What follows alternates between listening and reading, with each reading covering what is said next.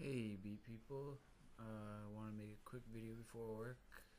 It'll definitely be short because I gotta start getting ready in a few minutes. But, got a new microphone for podcasting.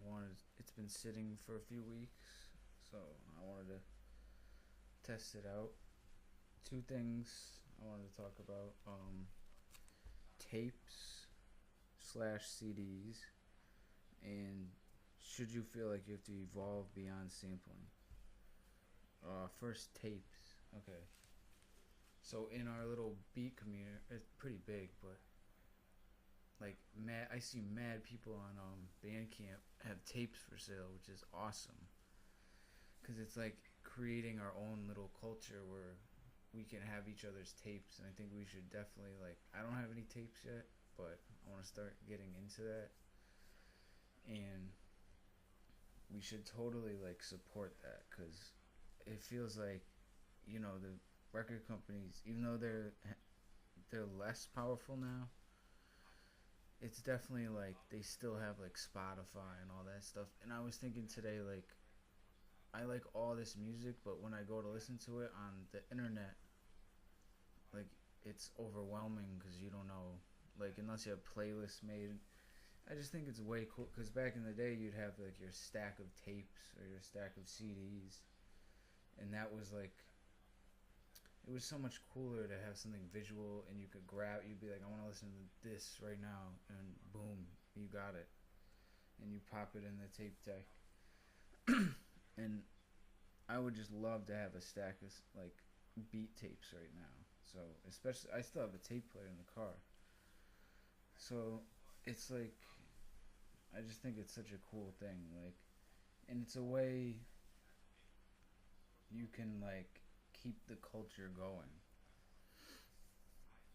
Like even CDs, like if people are passing around tapes and CDs, it's a way to like keep it in your own. There's no middleman. There's no record label. It's just people buying and selling and trading. It's really cool. Um, yeah, I'll probably talk more about. This is my first video, official video with a mic. Um, the second thing is like recently I got a TR8. I might do a review on that soon.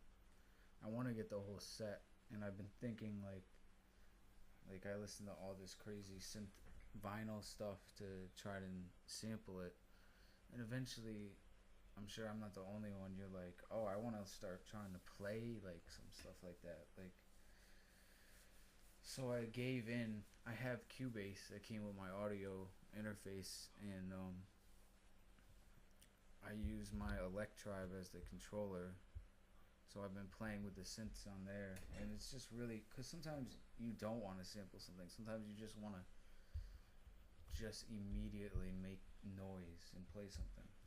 So it's fun, and the TR8 goes really well with that.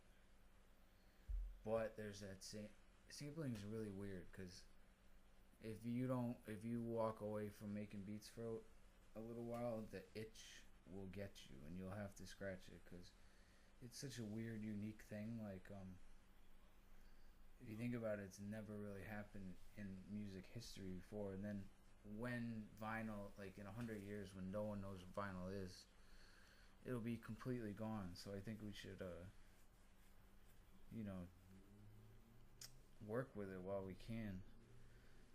But yeah, you definitely don't have to like look at Madlib. He's still, I mean, he has that jazz thing, but you could sample till the day you die, and if that's your thing, that's what gets you off. Like, just keep doing it. Like, if you really don't want to play a synth or a drum machine, then you could always like sampling's always good. I think Lord Finesse said like sampling's always a good look. Like, especially if you're not an awesome keyboard player, like, because then you end up with these like, ugh, these trap beats. And there's like cool stuff within the trap genre, like experimental stuff, but some of it is just so bland. But yeah, I don't think we should look at it as like first you start with sampling, then you evolve past it. Like, that's like an amateur thing. You don't know how to play an instrument. Like, totally not. That's so not true because it's it's such a weird, like, nuanced thing. Like, you could just have a few records and just keep fucking with them, and just keep getting new loops and chops out of it. Like, when you loop something, it takes on a life of its own. So it's really fun. Like, yeah, I don't think you should ever feel like sampling is like the lesser art form, because it's definitely not. It's definitely like a really unique thing, and it's really cool. And I'm always still buying records, and yeah, I'm totally like. It's just I've added another thing, and I've only made a few loops with the Cubase synths, and I actually only have like the beginner's Cubase package. It doesn't even have a lot of VSTs, but I've been getting some free ones. So it's just another thing to add on to what I do. Oh, and I might upload a video. I'm gonna try to upload a beat video today, and I got a new album. And since I got the mic, I really gotta get my podcast thing going / Skype thing. If anyone wants to talk beats or anything, hit me up and we can do a Google Hangout. But yeah, I gotta get ready for work now. Thanks for listening to me ramble. Buy people's tapes; they're awesome. Tapes have a great sound, even CDs, but tapes especially. And it's just such a cool thing. Like, in 2015, like, there's this like explosion of beat tapes. Like, so definitely let's support that. And yeah, hit me up on all the social media. So, peace.